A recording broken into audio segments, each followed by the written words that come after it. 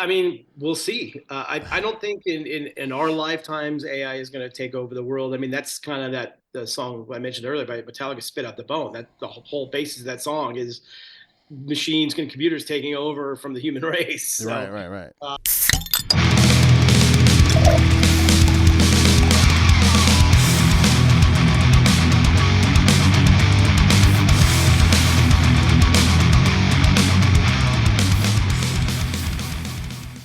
What's up, everyone? Welcome to the RRBG podcast. Today I'm being joined by metal legend, creator, founder, CEO of Metal Blade Records, Brian Slagel. How are you, brother? good, man. How are you?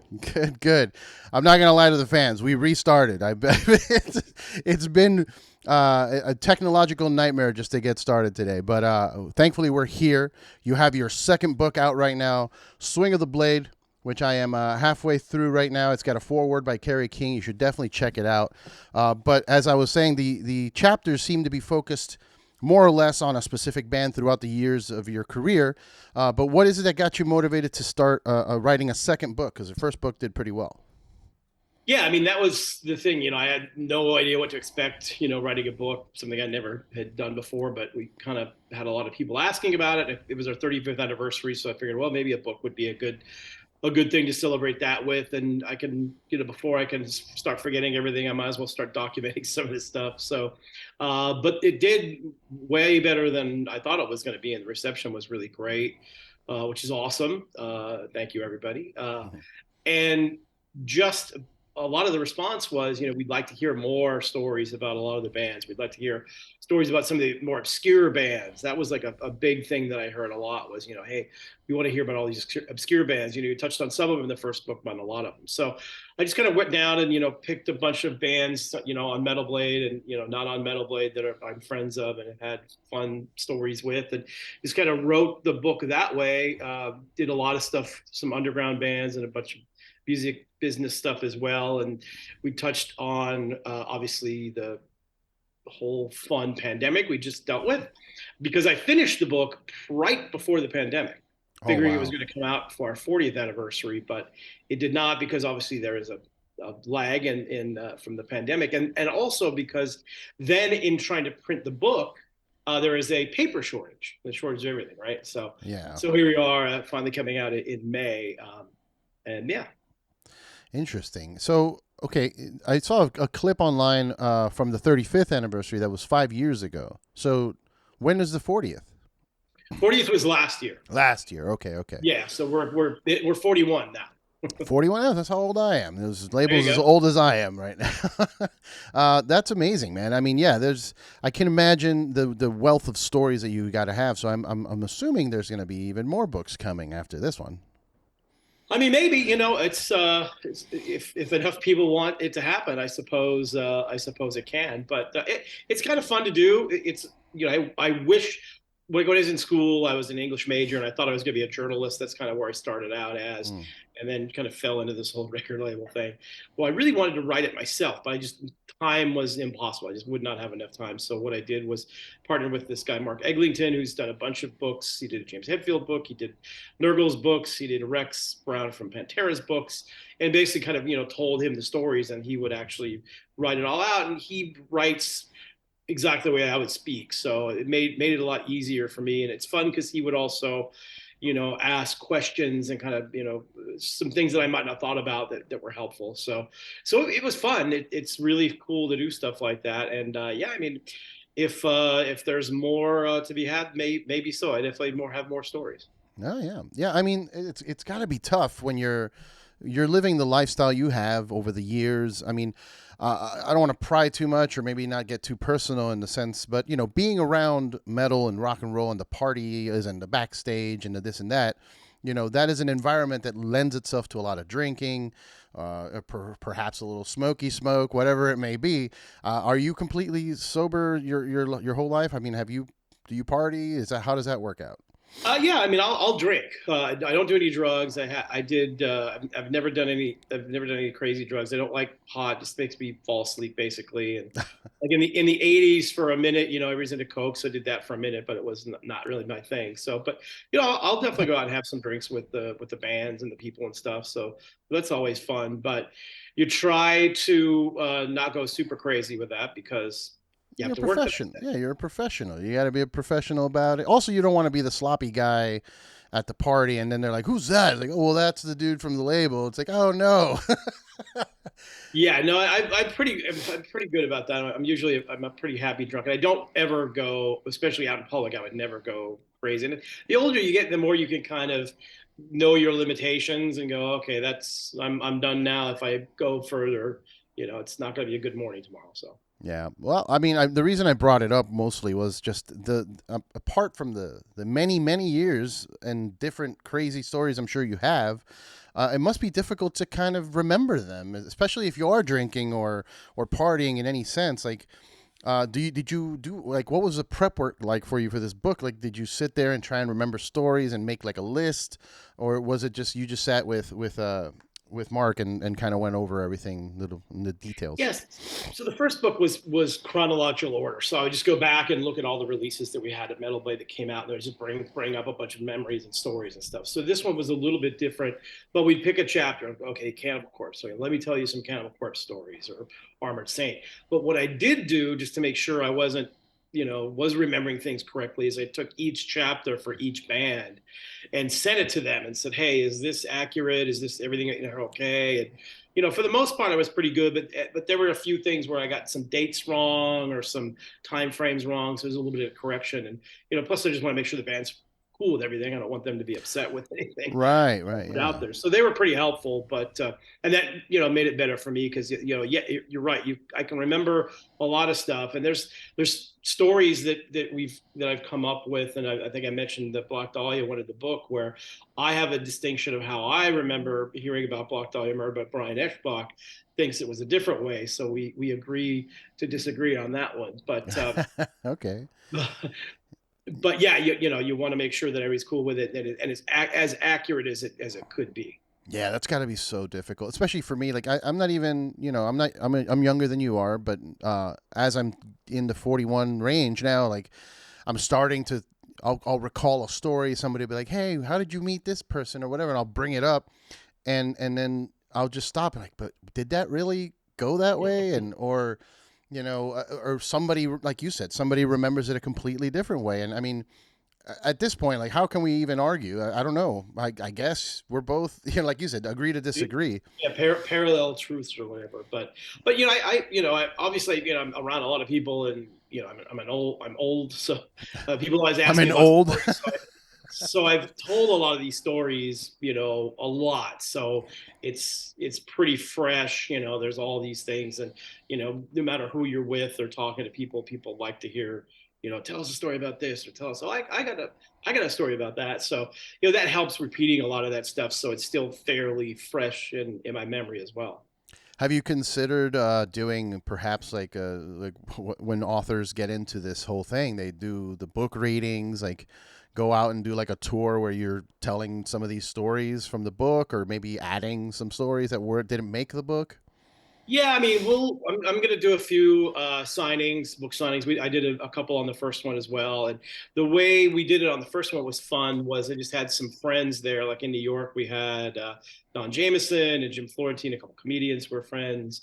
I had Richard Christie there, who's on the Stern Show, and in Charred Walls of the Damned on Metal Blade. And we just would do a Q&A, and people ask us questions and that sort of stuff. So it's really fun, and those things are pretty fun. So I know we're doing one in doing New York. New York's on May 8th. That's actually done. So it's May 8th at St. Vitus, Oh, which is nice. a cool club in Brooklyn. And then we're going to do something in LA later on in May. We're still trying to get the things done there. And then we'll all do something. I live in Vegas now, so I have to do something in Vegas as well, which will be fun. So we'll do a few of those things. They're fun. They're just, like I said, just get some friends around and we'll do some Q&A stuff and talk about the book, and people can ask about stories and whatnot. I just got a really good idea, and we'll talk about it. So if you'll hang around after we're done recording, I don't want to pull back the curtain too rough for everybody here that's watching, but I have an idea, and I think it might work out. So if you could hang on after we're done talking Sure. about the book and everything. So my thoughts, they're all over the place. I have so many questions for you. Like I said in the pre-take before we started recording, I've been following Metal Blade for many years. I've been a fan, but I had never really taking the deep dive as I have with the book, like learning more about the whole process with you and your connection to some of these bands. One of the ones that pops in my mind right now is Metallica, and I wanted to ask your thoughts because today is New Music Friday. What are your thoughts on the new Metallica album?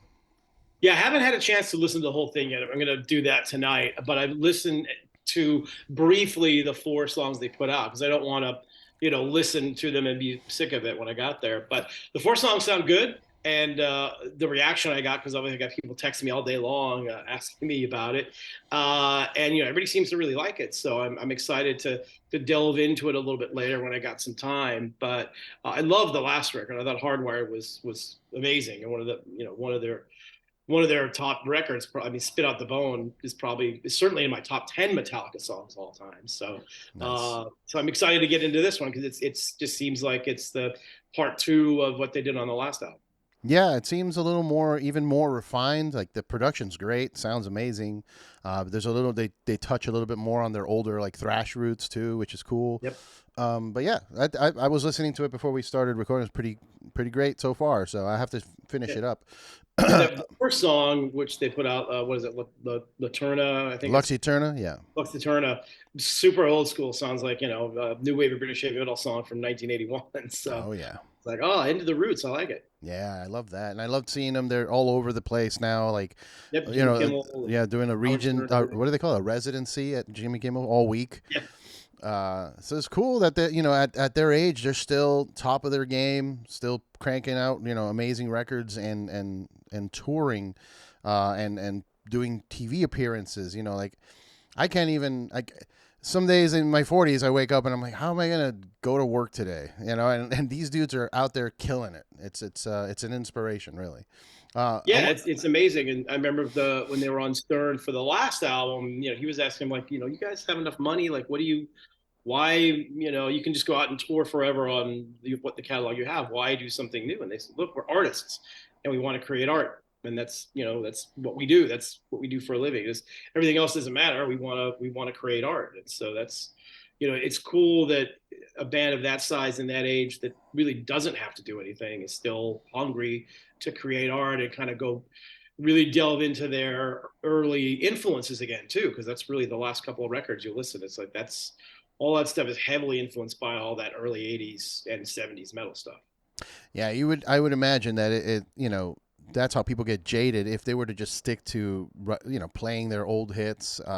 It gets boring and repetitive, and you start resenting it or hating it, and then you just stop Yeah. doing it. I even saw, I forget what interview it was for, but James was being interviewed by somebody wearing a Witchfind shirt, which is a new obscure new wave of British heavy metal band. I was like, that is super cool. Yeah, yeah. I mean, so I want to ask you about your like newer bands that you're into, but before we move past that, you mentioned that you didn't want to hear much of the four songs they put out.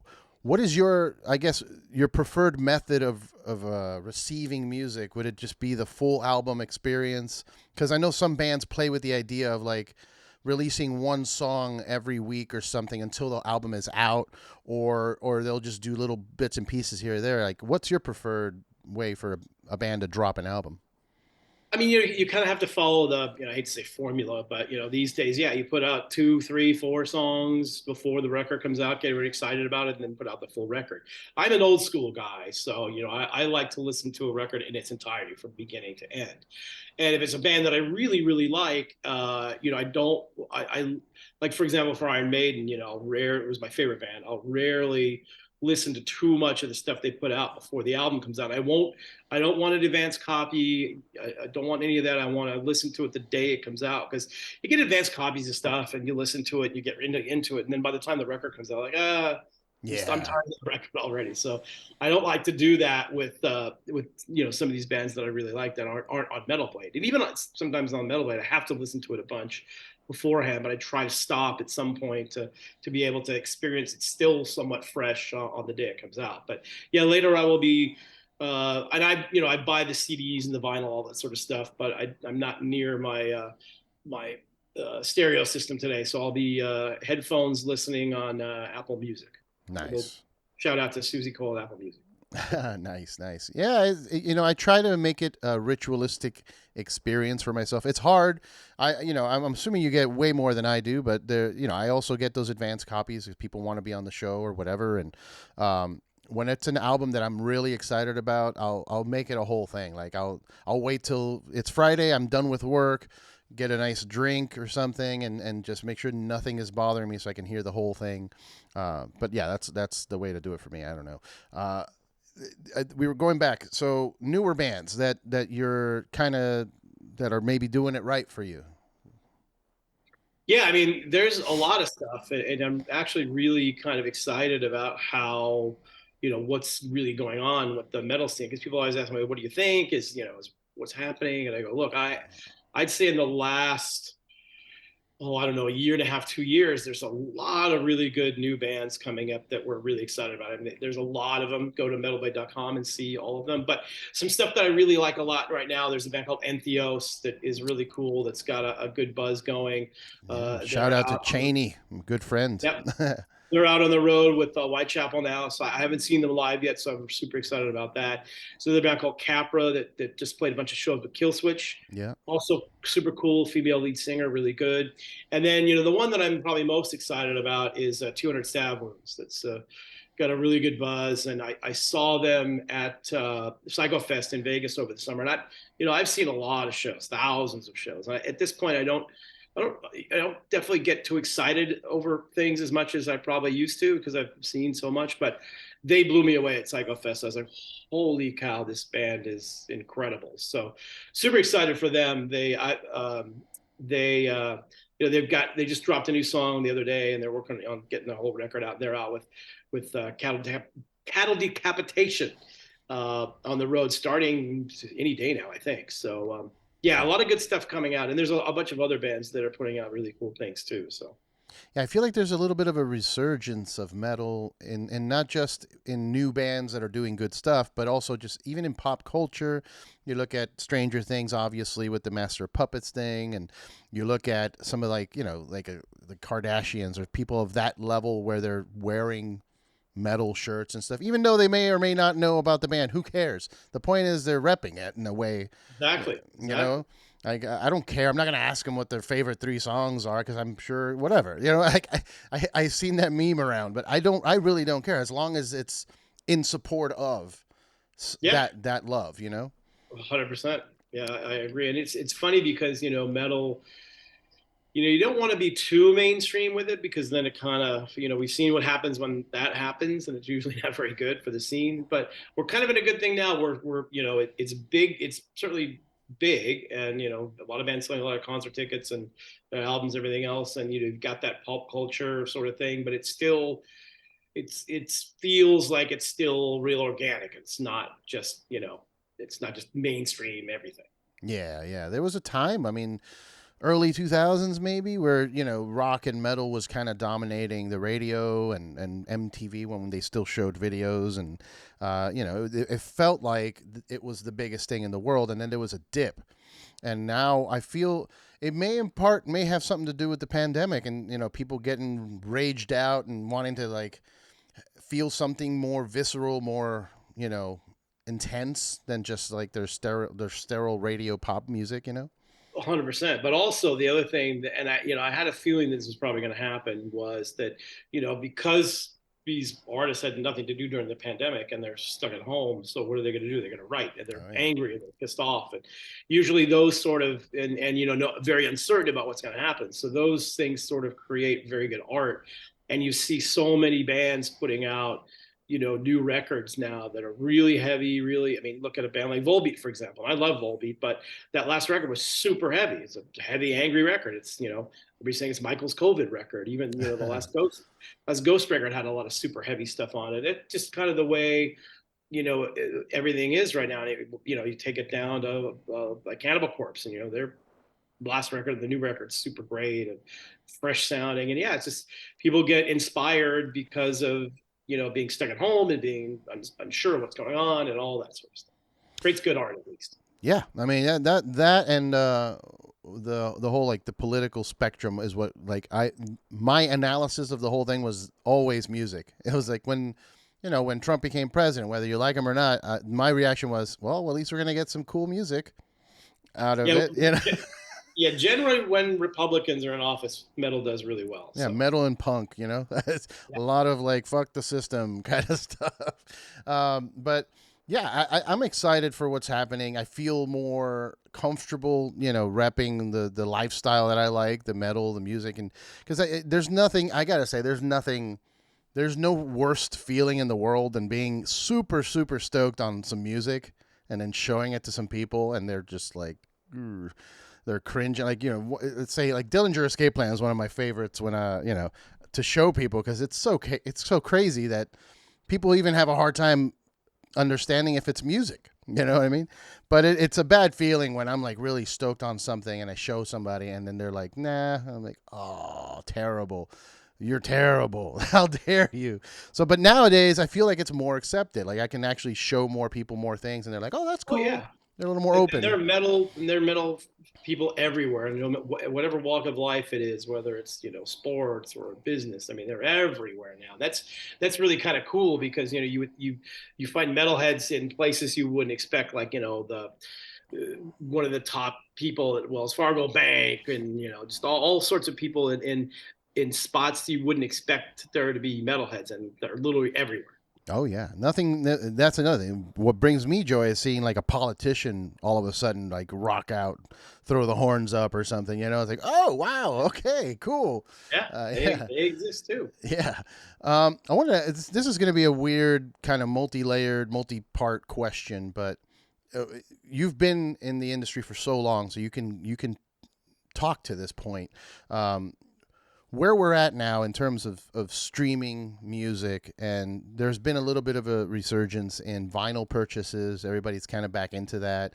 And, kudos to you guys and a few of the labels that are actually putting out the effort to put out cool looking vinyl. That's the other thing. You guys always have so many different, very interesting variants, that it begs to be purchased. You're like, oh, I need to have that. That looks amazing. So, where do you think we are in terms of what's more important, like vinyl sales, merch sales versus streaming? Because I always hear artists complaining that they don't get paid enough off of streams, but it is the place where most people listen to their music.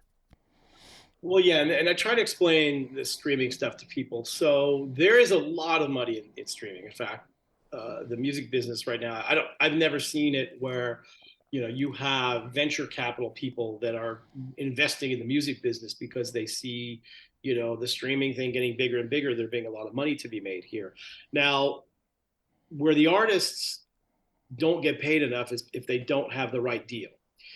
And there's a lot of artists that have deals that aren't great, especially artists on major labels where they're not getting paid what they should be getting paid on streaming. But if you have a fair deal and you're getting a good portion of the proceeds off of streaming, I mean, there's a lot of money to be made. I mean, we give big checks every 6 months to a lot of bands, so it's 5 6 figure checks. It's real money. That being said, still, and I'm happy that finally, for a long time, music wasn't worth a whole lot and we were not contributing a lot to the band's overall income. So the merch and the touring became vitally important. Now, at least, we're not where it used to be, where it was a lot, but it's still, a good portion of bands' incomes. But still, the touring and the merchandise is, I mean, that's what keeps these bands going, keeps them employed, all that sort of stuff. But at least we're giving them good money. And you have to remember too with the stream, and I try to explain this to people. It's like, so when you manufacture a CD or a piece of vinyl, whatever, you sell it, that's it. You get paid that one time, and the artist gets a royalty, and that's it. With streaming, every time somebody plays your song, you get paid. And the more and more people play it, the more the money goes up. Now, is it enough money? Should it be more money? 100%.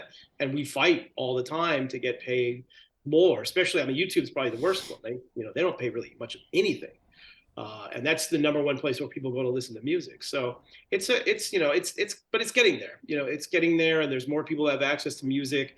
I think a lot of bands get a lot bigger because it's so easy for people to go listen to their music and not spend a lot of money to do it. So, but it's definitely getting better, and it's getting to a point where it's becoming real income for a lot of bands. Interesting. So, is it? I mean, I don't want to get again. I don't want to get too in the weeds here or too pull back the curtain too far. But when it comes to signing and getting a band's record out there, the label, where's the label contribution to getting the music to like a Spotify, for example? Because I could go to CD Baby and upload my music and it'll be up there, but it probably won't get heard. So what does the label do in order to get maybe the music through the algorithm?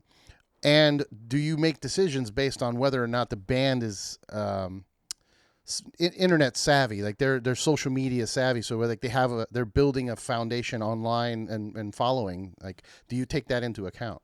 Sure. I mean, that's super helpful. But what we do as a label now, it's changed a lot from how we do things, and really what we provide bands is promotion and a whole lot of people that are helping your band get noticed. Because anybody can put up their own music, but you'd have to hire a whole promotion staff to do it. That's not cheap.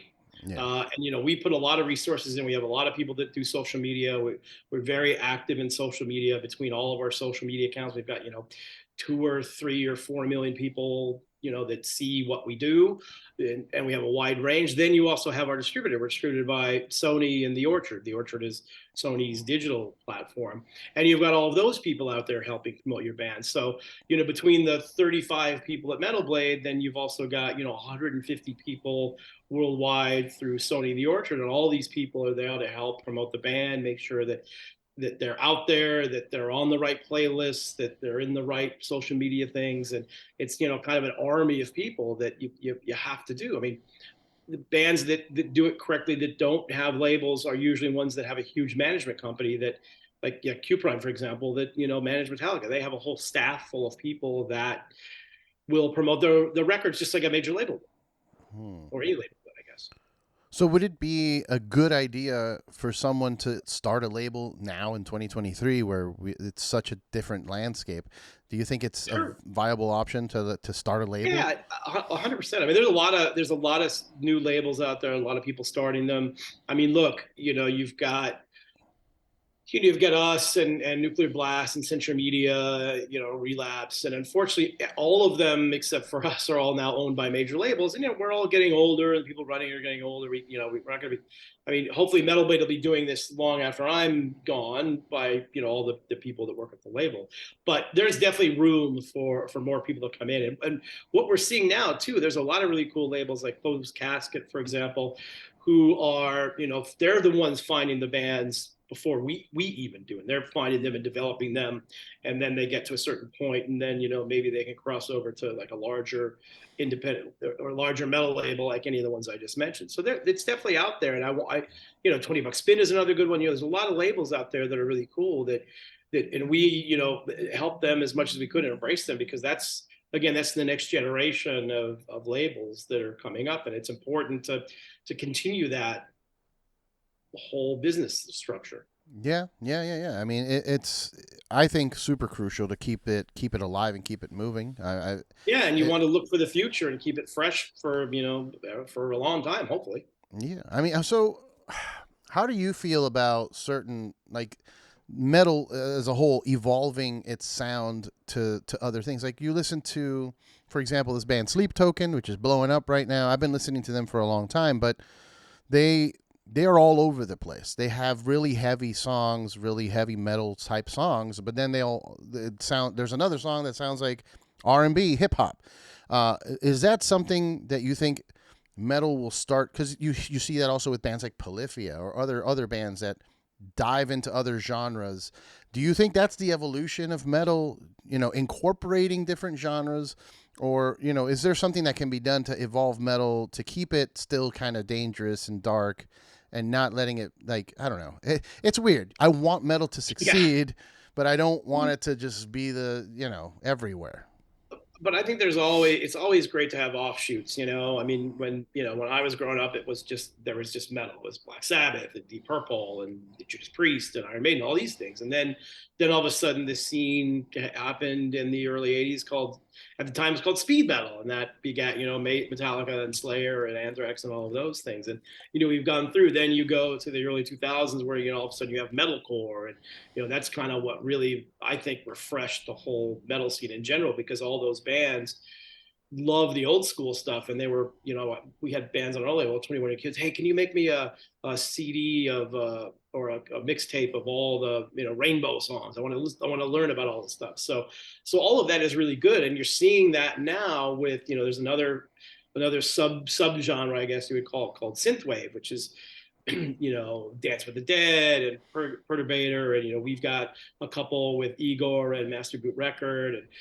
it's something that I would never, EDM meets metal sort of thing, Yeah, yeah. DJs kind of doing it. I'm not an EDM guy. I was like, that sounds weird. Isn't going to work, but it works. It's like, it's cool, and it's the metal kids love it, and it's just another subgenre that's in metal. I think it's always good to expand and have different things and people doing different takes on it. I mean, there's some bands that are doing stuff that I'm not a big fan of necessarily, but it doesn't mean it's not good and it shouldn't be what it is. But yeah, I think it's always good to expand and have different things and have bands doing different stuff.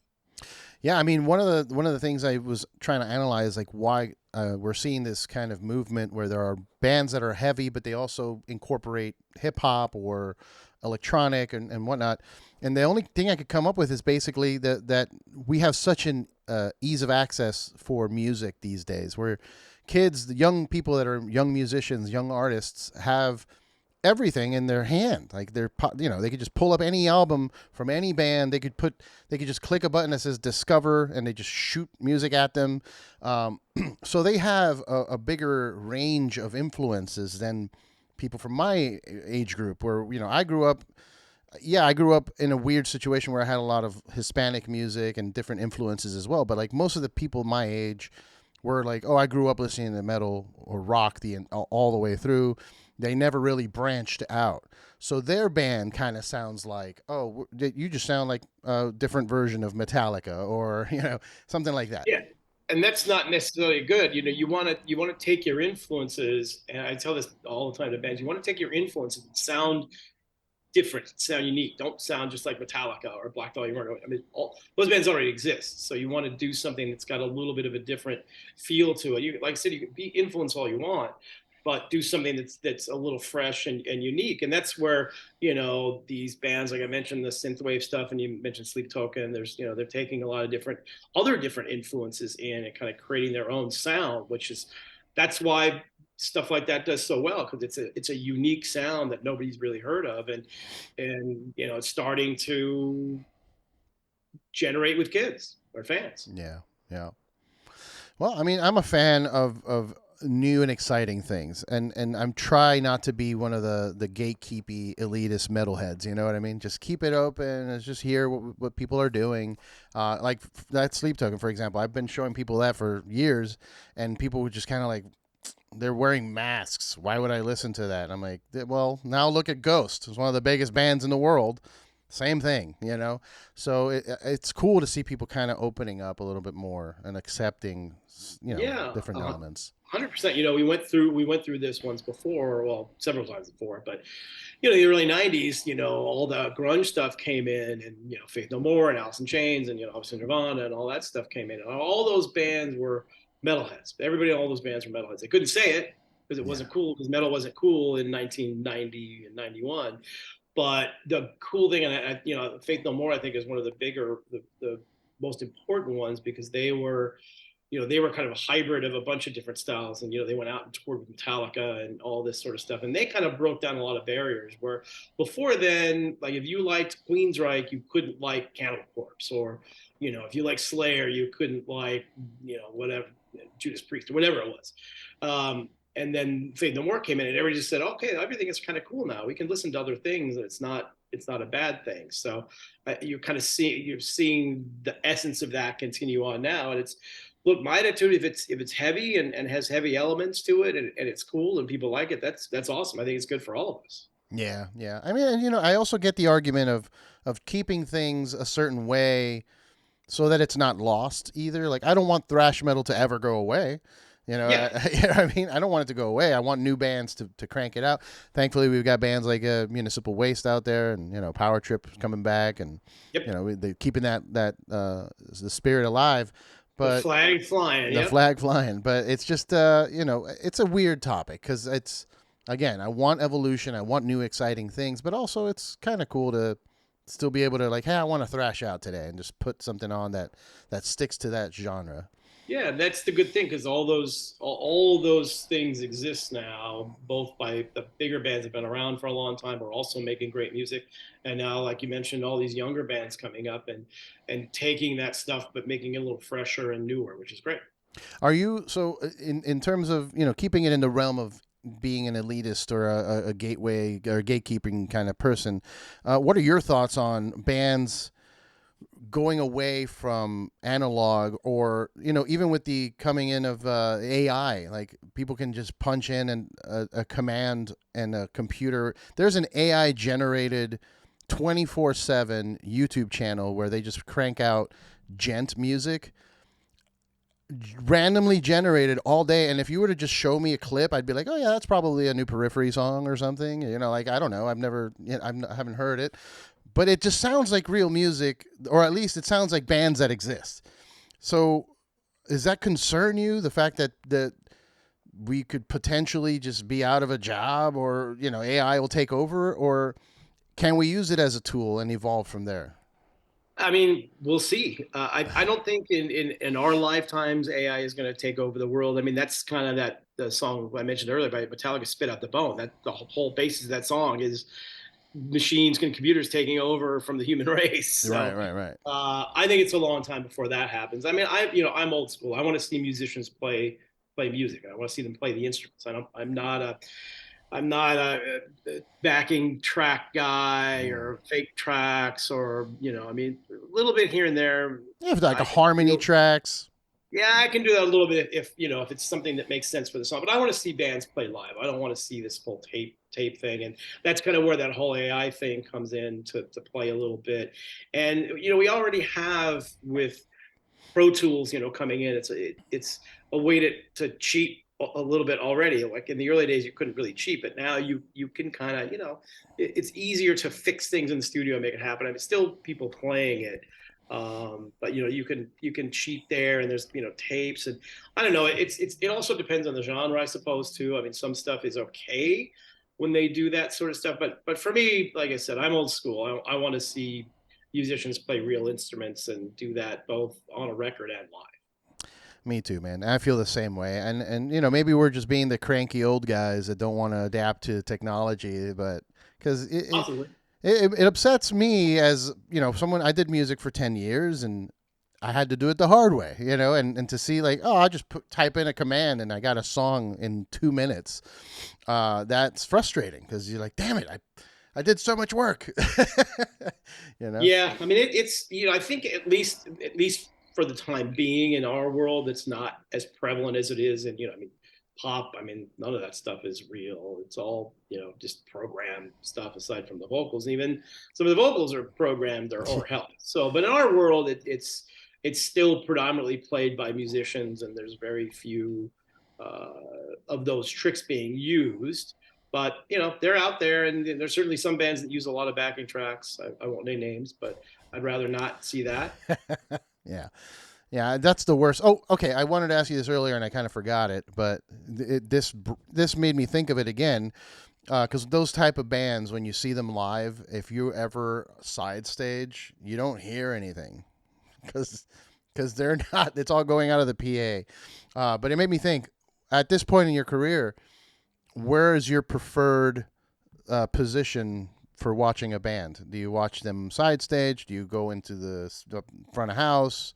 Like, Oh, what's your I'm always front of house. I hate being side stage. I've always hated being side stage. I'm a fan. I mean, I grew up going to concerts when I was a kid. I went to, you know, hundreds to thousands in the early days. I want to be in front of the band. So I want to be either in the crowd or at the sound. I mean, soundboard's a great place to be because it's going to sound really good there because the sound guy's there. But I also want to be able to see the show, and sometimes you can't see that. So I want to be in the crowd. I don't like to be, even on like this VIP side things that a lot of venues have. It's like I want to see the band, see the whole production thing. Like for example, when Merciful Fate played in LA, I bought tickets like a couple rows up from the pit so I could see the whole show. And I'd much rather be out there, and you get the crowd reaction and you feel you're part of the energy there. So that's where I want to be. I don't yeah, I rarely ever side stage. I hate side stage. Quick funny story though about side stage. Um, so I was at a Hellfest years ago, and Rob Caggiano is a really good friend of mine, who's the guitar player in Volbeat. And we were hanging out. Anthrax was on that same bill, and we were all hanging out together because Rob used to be in Anthrax. And Rob and both Michael from Volbeat said, "Hey, we want you guys on the side of the stage, on the side of the stage." I'm thinking, oh, I don't want to be on the side of the stage, but peer pressure. I'm like, all right, fine. So I went up with the Anthrax guys, and we're on the side stage.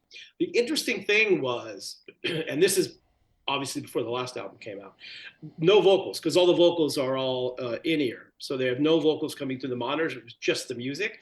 And I didn't realize how heavy Volbeat was. Like the music is super heavy. It's just the vocals can kind of be poppy. And I was sitting there going like, man, this is a lot heavier than I thought they were.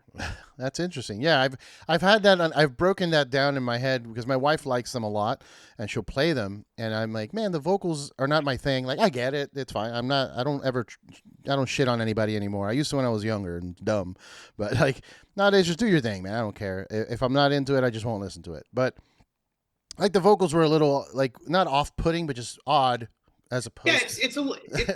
it's different. Yeah, it's Yeah. different. I've always liked that, but it's a little bit different. But like I said, that the newest record it's a metal record. It's super cool. So a lot really heavy.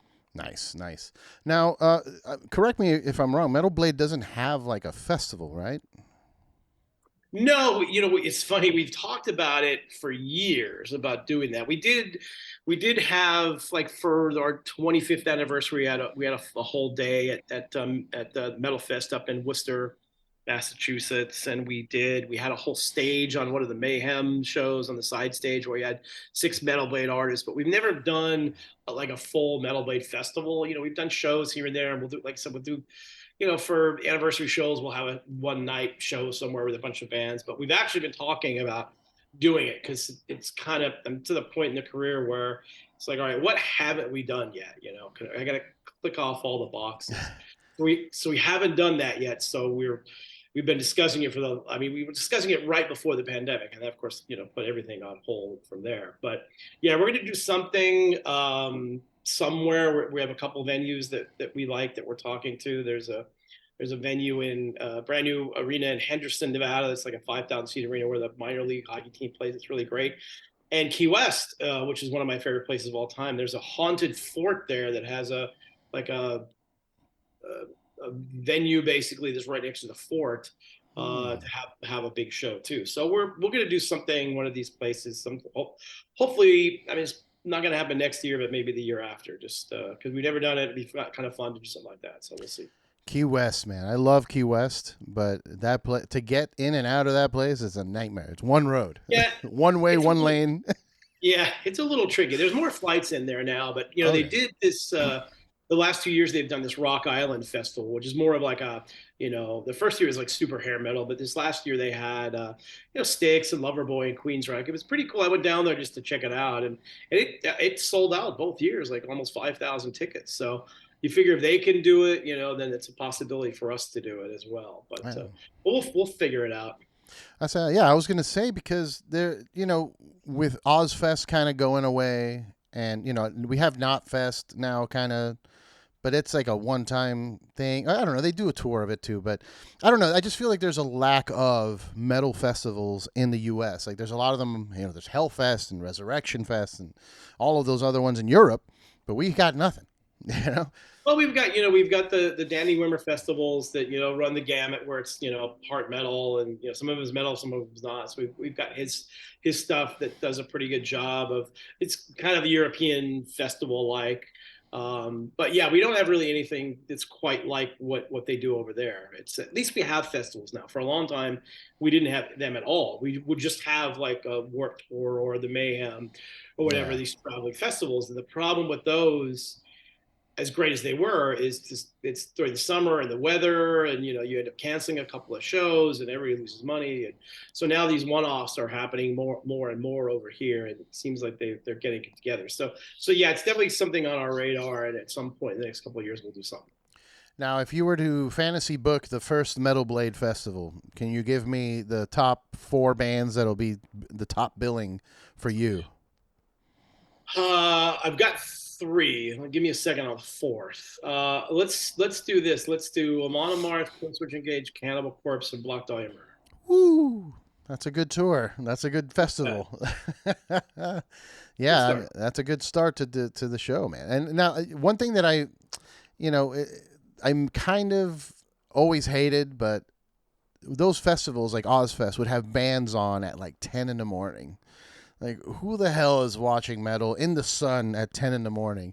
But where are your thoughts on that? Like the other thing that I hate is when there's so many bands that there's bands playing at the same time, and I hate that because then they gotta Yeah, like that's catch. tough. I mean, Yeah, yeah, you see that a lot in Europe when you go. I've been to a ton of the European festivals, and a lot of times you're running around. And I've seen bands at 11 o'clock in the morning over there. And I think because over there it's a lot of camping, so people just stay. They go to sleep at whatever 3 in the morning. They get 6, 7 hours sleep, and they get up and they just walk right to the festival. So if there's camping there, it's easier for the early morning stuff. But yeah, it's just hard. I mean, if you're trying to do the right festival, there's always going to be two bands that you want to see playing at the same time. It's just a Psycho Fest. We've had Psycho Fest out here in Vegas the last few years, which is been a really great festival. Unfortunately, they're taking a hiatus now, yeah, but same thing there. It's like they're every year there'd be one band that I couldn't see because if there's two bands on the same time. It can't be two people. right. Sadly. Yeah, I can't stand it. I get why they do it. They want to get as many people on the bill and get them exposure and whatnot. But it's just as a fan, it's hard to just run across to another stage. Yeah, Yeah, it's a I nightmare. I totally get it. That's why when we do one, it'll just be one day with 7, 8 bands. That'll be it. Nice. Okay, that's where I was getting to. Like, how would you like it to be? Like 30 bands where you Oh can't even read the text of the band on no, the no. flyer. No, one day, 7, 8 bands at the most, and just make it fun. Okay. Well, I'm gonna let you go so you can get back to it. I know you got a lot going on, but I want to let people know. Please pick up Swing of the Blade. It's an awesome read. Lots of really cool stories. Like I said, I'm about halfway. I'm right before the pictures. There's pictures, by the way. If you don't like reading, there's pictures of cool, interactions.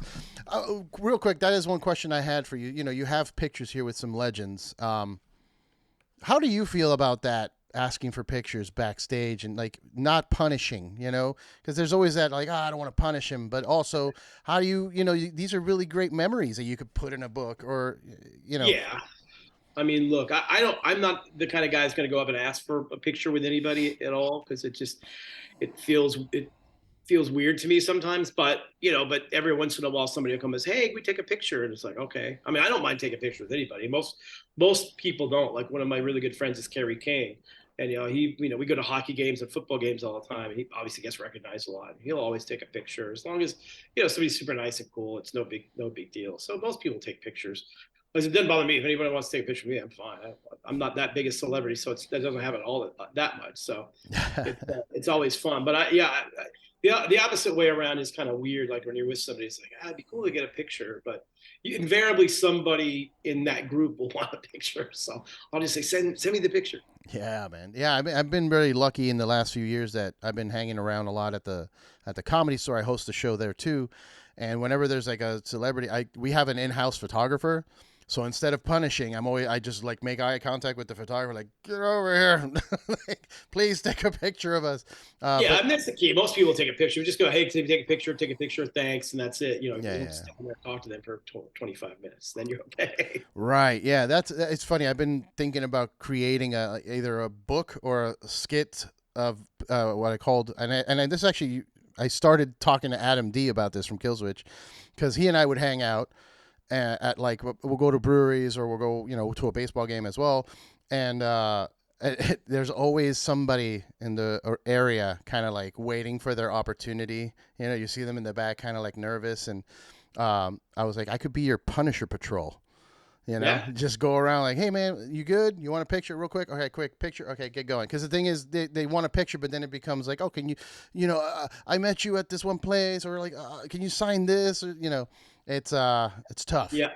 I used to do that backstage at Metallica shows in the 90s where, there'd be kids back there and they'd let however many people back to get autographs and whatnot. And I'd always ask everybody, you get everybody's autograph? And invariably they got everybody but James, because everybody's afraid of James. Like, and he's like the sweetest guy. So I go, come on, let's get the autograph. So. Yeah, just get it done. Get it out of the way. You're making it weird. All right. Well, yes, please. Where can people buy the book? What's the best place to go? So it comes out officially on May 9th. You can pre-order it on Amazon, and you can pre-order it on metalblade.com. And on the Metal Blade, we've got some extra things that you can buy along with it and stuff. So those are the two best spots. Awesome. Yes. And while you're there, pick up some records. There's a lot of really great vinyl that's out right now. New current, like you said, Entheos.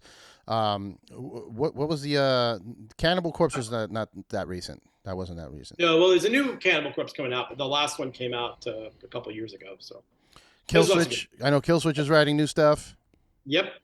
There should be soon, I guess. But yes, pick up a record, support, and follow Metal Blade on all the social media things. It's important. It's important and follow us, follow the show. Even though you're watching this right now, you may not be following. So please follow us at our RBG podcast. And Brian, thanks again, man. I'd love to do this again sometime, in the not too distant future. Yeah, sure. Thank you for having me. Yeah, man. And hang tight. We got to talk. Yes, sir. All right, everyone. Thanks for watching. Cheers.